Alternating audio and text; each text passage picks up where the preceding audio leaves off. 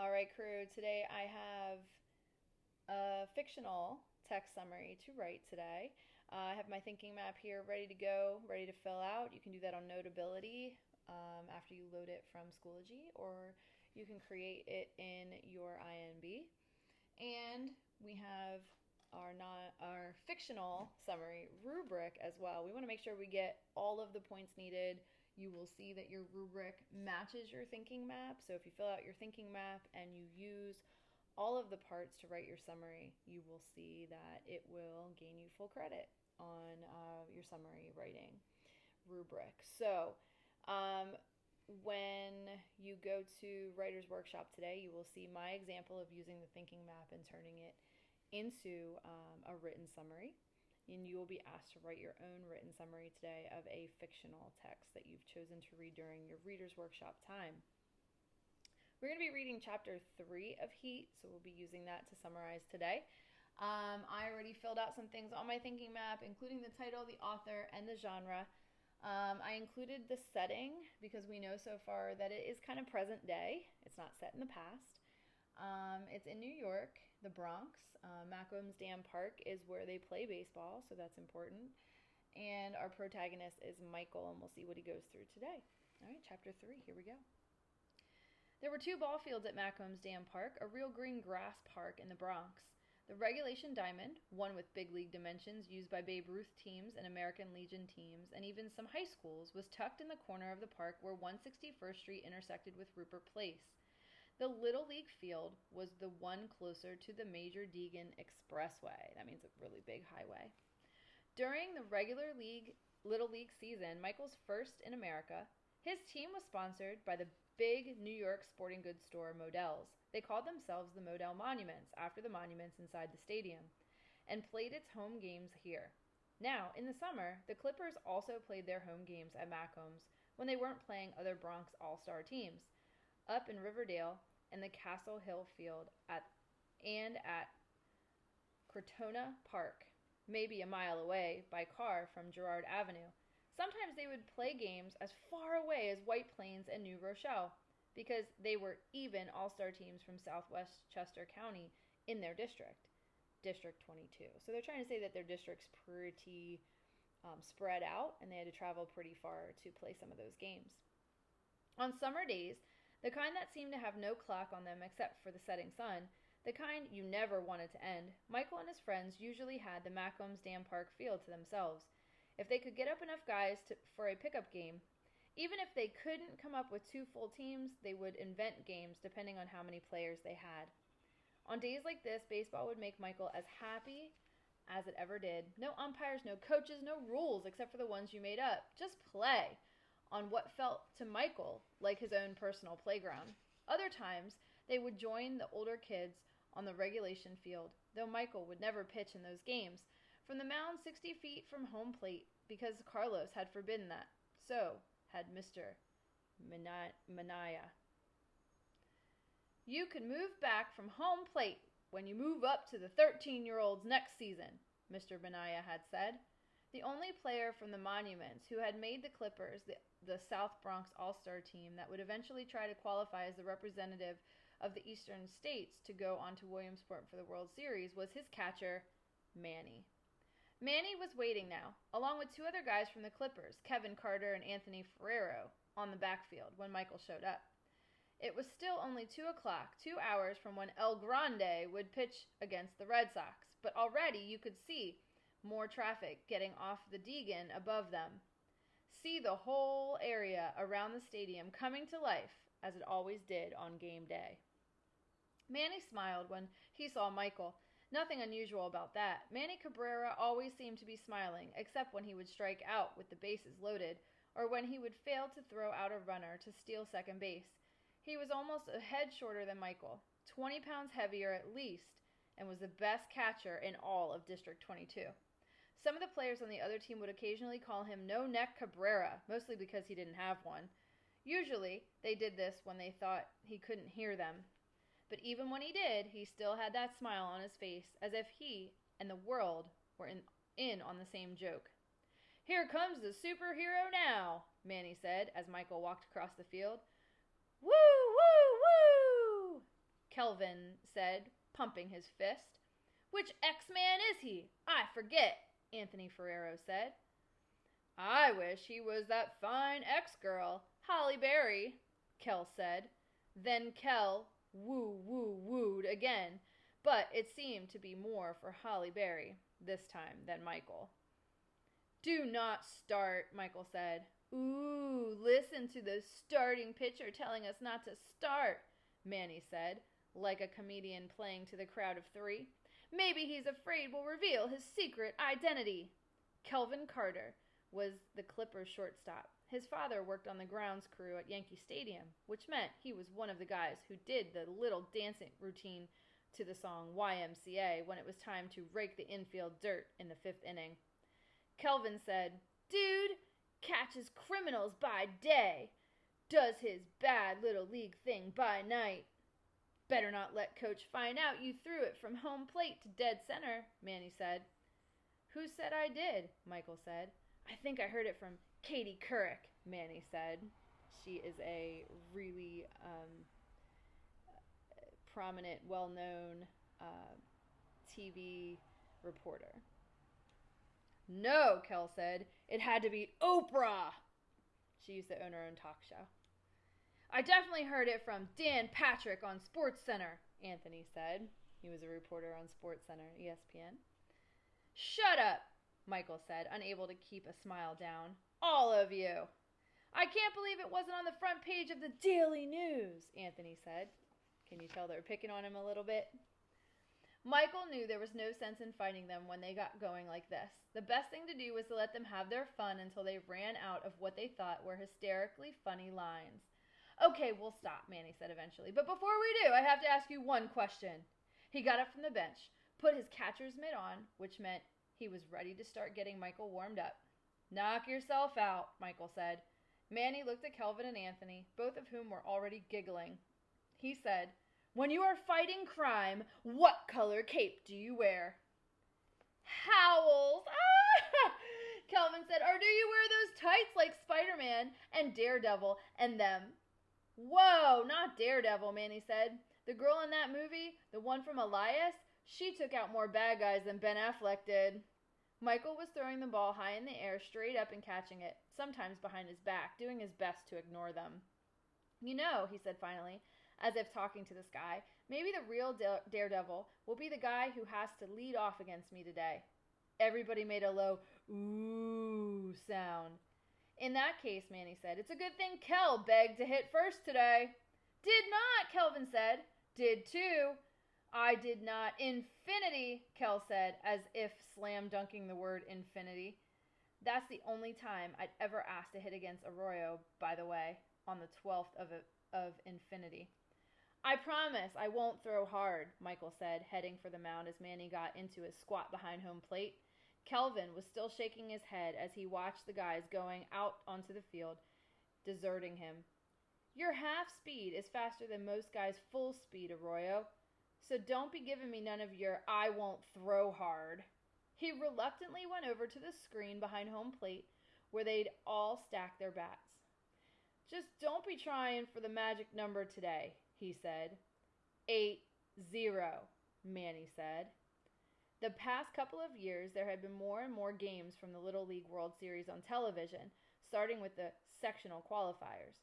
Manny's family had cable, so he would invite Michael over to their apartment to watch the games on ESPN and ESPN2. And they would talk about this year, the year when they were sure they would make it far enough in the tournament to get on TV themselves. And in all the games they had watched, and Manny watched a lot more than Michael did, there had never been a time when the pitcher's fastball had been measured at 80 miles an hour. They had seen Danny Almonte, the star pitcher from another Bronx team, the kid who got even more famous when they found out he was 14 instead of 12, the year he was pitching all his no-hitters, get to 75 miles an hour. Manny said he remembered someone he described as a big old boy from Kentucky putting up what he called a 7-7. But no one had ever hit 80. 80 was the magic number for Little League pitchers, the way 100 was for radar guns in the big leagues. Except Manny said hitting 80 at their age was really the same as someone older hitting 110. That was his theory. Manny had theories about almost everything under the sun, Michael knew.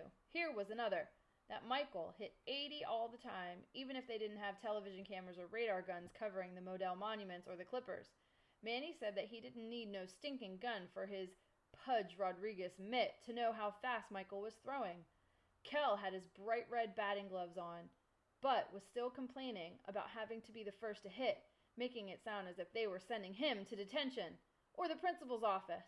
When he was finally done, he heard Manny call out to Michael, "Let me give you a sign." Manny put down one finger, which meant fastball. Kell whipped his head around. "I saw that," he said. "You told him to throw his number one, didn't you?" "Maybe I did. Maybe I didn't," Manny said. During the game, sometimes he would put down 2 fingers, or 3, or even 4, but that was just for fun. Like a game he and Michael played with each other. Or if there was a runner on second base who had watched too much big league baseball on television and thought it mattered if you stole a sign and knew that pitch was coming. But Michael and Manny knew that Michael's dad had told him he wasn't allowed to throw any kind of curve until he was in high school. It was bad for his arm. Not just his arm, but any arm, Poppy had always said, attached to a little leaguer's body. So Michael didn't even fool around with curves when he was fooling around with his buddies like this. Poppy had drilled the dangers of breaking balls into him, from as far as Michael could remember, the way he had drilled English into him. Or the dangers of drugs. So sometimes Michael would take something off his number one just as a way of setting a hitter up or getting him off balance, provided it was one of the handful of hitters he'd run into who could actually get around on his fastball. Michael threw fastballs for 6 innings a week, which is all the innings Little League rules allowed him to pitch in 1 week. Mr. Benaya could break up those 6 innings any way he wanted. Michael could pitch 6 in 1 game, and 3 in 2 games, or 4 one day, and 2 a couple of days later. Just no more than 6 a week in the regular season. But this wasn't official pitching now, not against Manny and Kell and Anthony. It was just pure fun from his first pitch, which he lobbed up there to Kell, who looked shocked as he put his bat on the ball and hit one in the air to where Anthony was standing in short center field. Michael wanted Kell to hit a few balls to Anthony, just so Anthony would stop complaining about not having any balls to shag. "I should have brought my homework," Anthony said when he first got to the outfield, refusing to move more than 10 yards back from second base. "You don't do homework," Manny reminded him. "Well, if I did," Anthony said, "this would be a perfect time to catch up on it." After a few lob balls, Kell said, "Okay, I don't want any more of your pity. Go ahead and gun it." Michael made a show of rubbing up the old ball they were using. "First, you don't want to hit because you say I throw too hard. Now you say I'm throwing too easy. You're giving me..."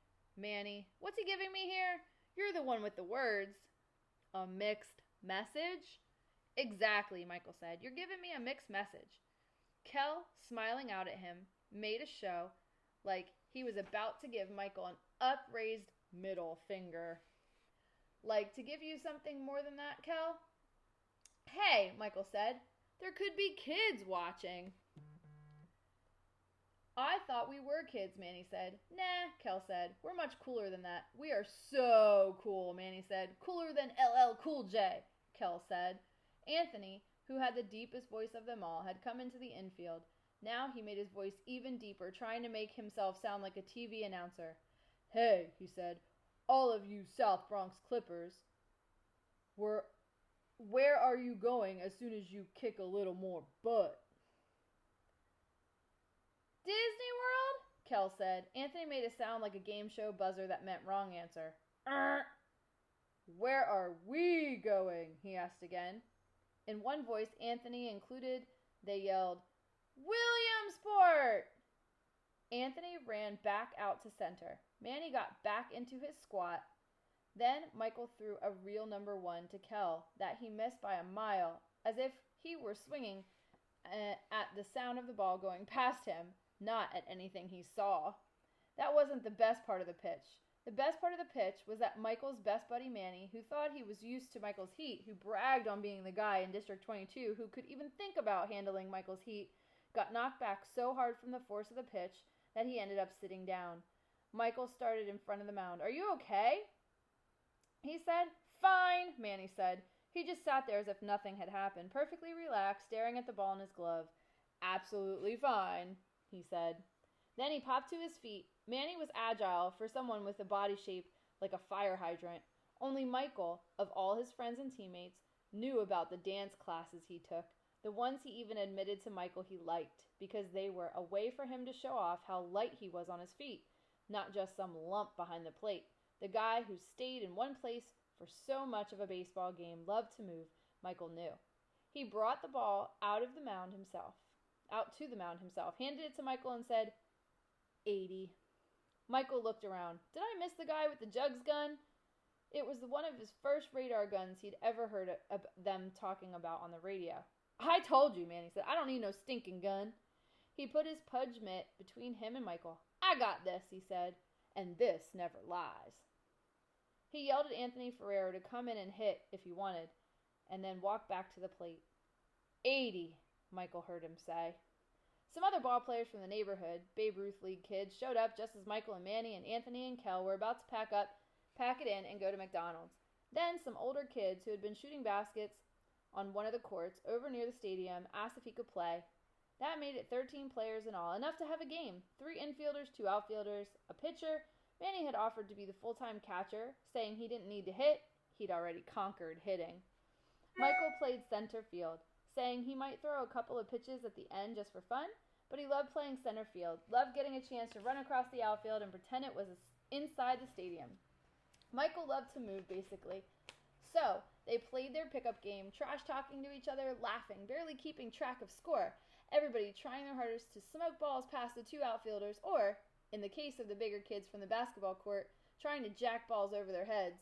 When they were waiting to hit, they could look past the batter's box towards Yankee Stadium and see the baseball afternoon coming to life now, gathering force like one of the late afternoon storms you got in the summer. Occasionally, they would hear the cheers from the fans lined up behind blue police barriers on both sides of the players' entrance to the stadium as the players walked out of the parking lot onto the Deegan side of Rupert. Michael was able to picture it in his head because of all the times he had come and stood behind those blue barriers himself, hoping to get a good look at El Grande, even 4 hours before the game, knowing El Grande liked to get to the park early when it was his turn to pitch. So Michael was fairly certain that El Grande Gonzalez was already inside the Yankee clubhouse by the time the Clippers and the rest of the kids on the far field at Macombs were playing their pickup game.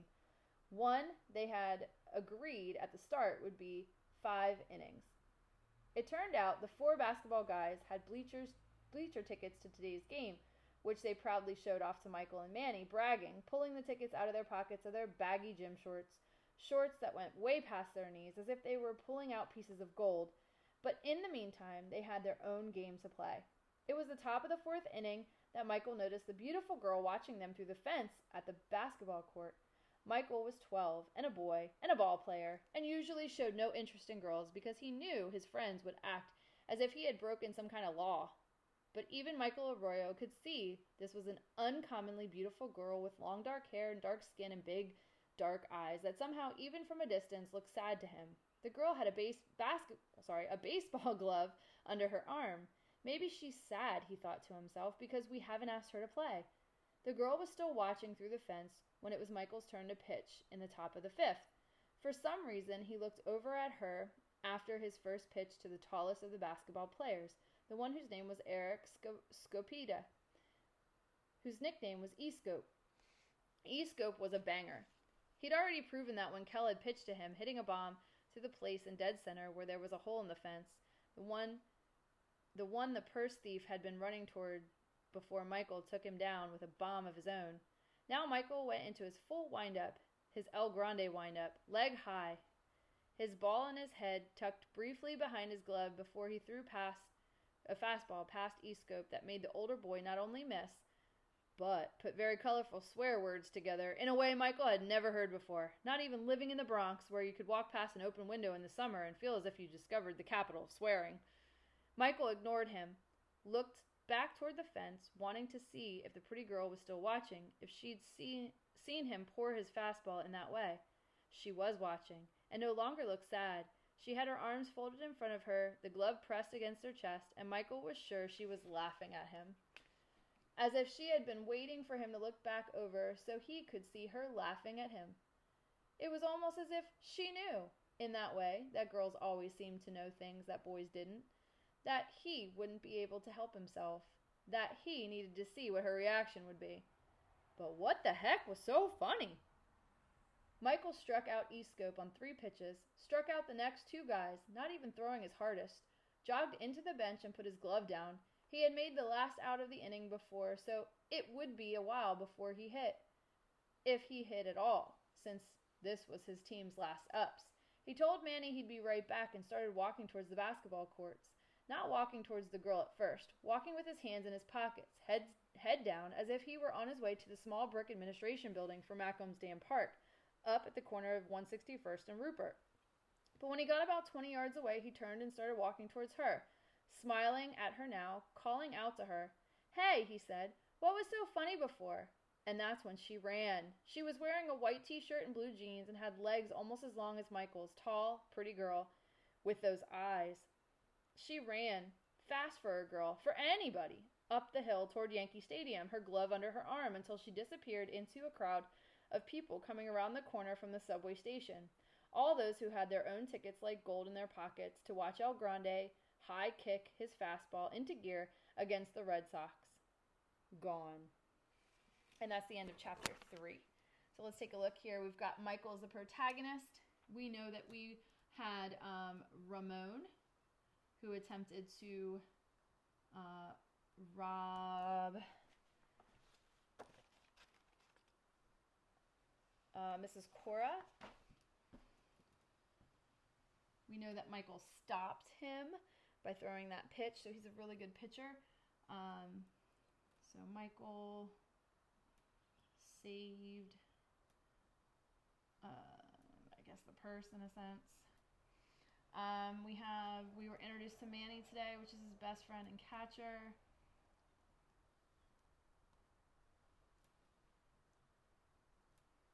They are trying to make it to the Little League World Series. And then we were introduced to this girl. And the girl,